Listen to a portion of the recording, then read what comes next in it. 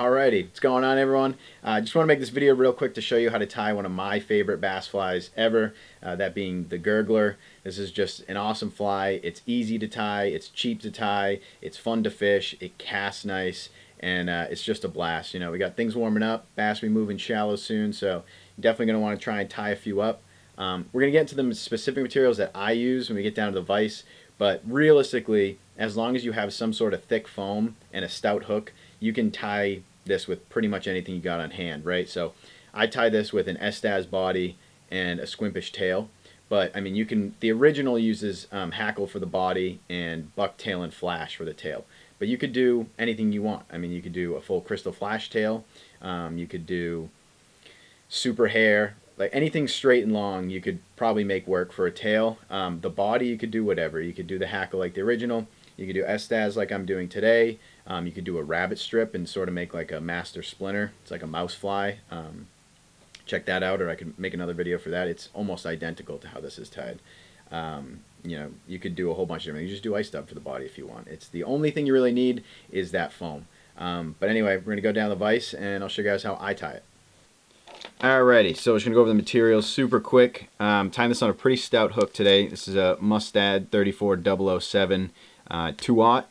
So good thing about this is a saltwater hook. So you want to go and take this to the salt. You absolutely can. For the body, like I mentioned, we got Estaz. When I tie these bigger ones, I use the Grande Estaz. You can use standard Estaz just fine. For the tail, I'm using Squimpish. And this Squimpish right here is a boutique blend, which means the flash is already blended in. If you have just regular Squimpish and want to use it, you might want to get some like angel hair and you finely shredded mylar flash and just blend that in yourself, or if you can use something else, use something else. And for the foam, I'm just using some 3mm foam in black. Now when you go to cut your piece of foam for this, I kind of like to use the gap between the point and the shank as sort of my rough gauge. I went just slightly outside of that, but try to use that as your measurement to cut your foam to the desired thickness. And for thread, I'm just using Veevus 140 in black to match. Obviously this is an all black Gurgler, or mostly black Gurgler. With topwater in general, even when I was using conventional gear, I pretty much just stick to white and black, maybe yellow every once in a while, but just kind of like to try and have white and black based on sky conditions. But you're gonna go ahead and get your thread started on just behind the hook eye, and the first thing we're going to tie in is our tail.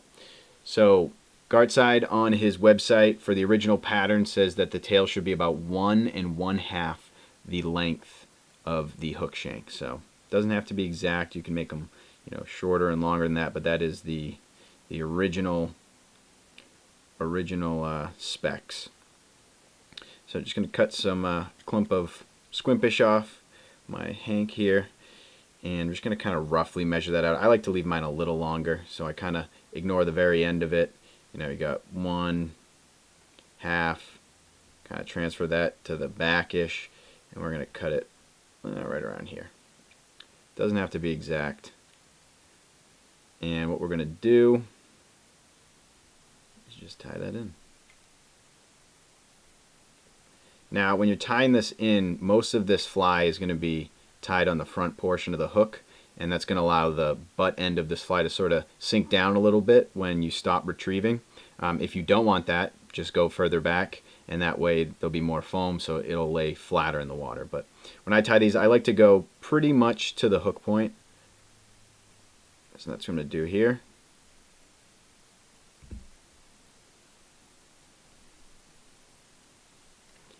And once we're about at the hook point, we're going to tie in our foam. So another thing I do with the foam, totally optional, but I kind of like to taper it just a little bit. It just kind of reduces bulk.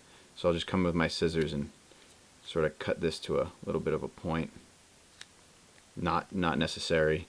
One thing that you can do that I'm going to do as well is I'm just going to throw a little super glue over this just to prevent the foam from rolling. These flies, especially after a few fish, have a tendency for the foam to kind of spin around these thread wraps. So if you super glue it, it kind of delays that from happening.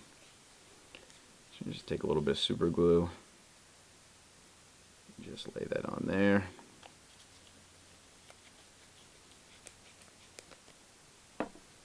We're going to take our foam, and I kind of like to lay the start of my V, whatever you want to call it, just ahead of where I'm tying in. Take one gathering wrap, another one, and after you have two, you kind of want to really cinch down on it. And you really want to keep even thread tension when you tie in this foam. Sometimes if you tie it in not tight enough and then get tighter, the foam will collapse under the thread and you'll have all these like thread loops sticking up. But once you get that in, you'll work your thread back to that tie-in point, and that's where we're going to tie in our body material. Get the Estaz out, and if you are using Estaz, similar to any other product that kind of comes in a cord like this, you want to kind of pull away the fibers to expose the core, and you tie it in. Doesn't have to be exact, but it just makes tying in a little bit easier. Go ahead and catch that. Nice tight securing wraps. Just kind of wrap your butt ends down just to further secure it if you can. We're going to run our thread up to the front. If you have a rotary vise, a good time to throw in a half hitch and get that going. If not, I mean, you can just wind it up all the same. I'm going to use my rotary though. And you don't have to make super tight touching wraps with this Estaz. This stuff's pretty bushy. Really doesn't take a whole lot to cover everything up. So I'm gonna take one more. To get to just shy of the hook eye, tie it in by taking two good tight wraps behind the material, and then you're going to take your fingers and kind of sweep everything back just to avoid any protruding fibers. A good 3 or 4, maybe 5 for good measure wraps. Then you're going to cut off your extra here. Alright, so at this point, you can take a comb, because this top part is going to get covered with the foam, so you can just brush them off to the side. Not necessary at all, but something you can do. So now we're going to take our foam here, fold it over. You kind of want to pull it kind of tight. See, we got a lot of hook exposed back here, so that is up to you if you want to go back further, but I like mine fairly short. And once you pull on your foam, same thing as when we tied it in, kind of like one gathering wrap, second one, and then you can kind of pull down on it. Add a few more, maybe not a few. And then on the original, he just cuts it here, and you kind of just have this flap. But what I like to do is I like to fold it back. It kind of creates you'll see a better head. Kind of throws a little bit more water, and you can adjust like you want to. I mean, that's kind of huge, but you can adjust how big you want to make this head here. About there is right for me. Same thing again, one gathering wrap, another one tighter, and you see we end up with this nice, you can see it, head just like that.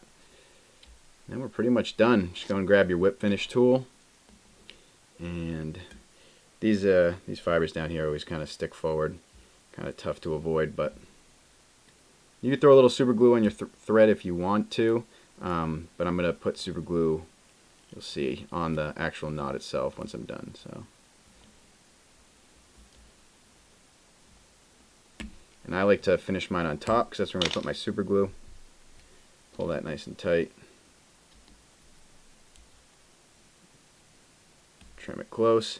Now with this flap, you can do whatever you want. I just like coming in and I just cut it off straight, just like that. But you could come in after and trim off your corners. Scissors are very dull. Sort of do something like that. But that's the fly. Like I said, I come in with a little bit of super glue after. And just put a healthy dab in there. Just kind of seal everything up. Kind of made a mess with my super glue here. Kind of spread it around if you want. But this fly will fish. It's not going to be the prettiest thing. Get that out of the way. But yeah, that is the fly. You said super easy. Comes together real nice. If you want, you can come and take your comb, especially with this Estaz, and sort of pick everything out and kind of sweep it back. Just watch out for that hook point. There it is. It's the Gurgler. Tie him up.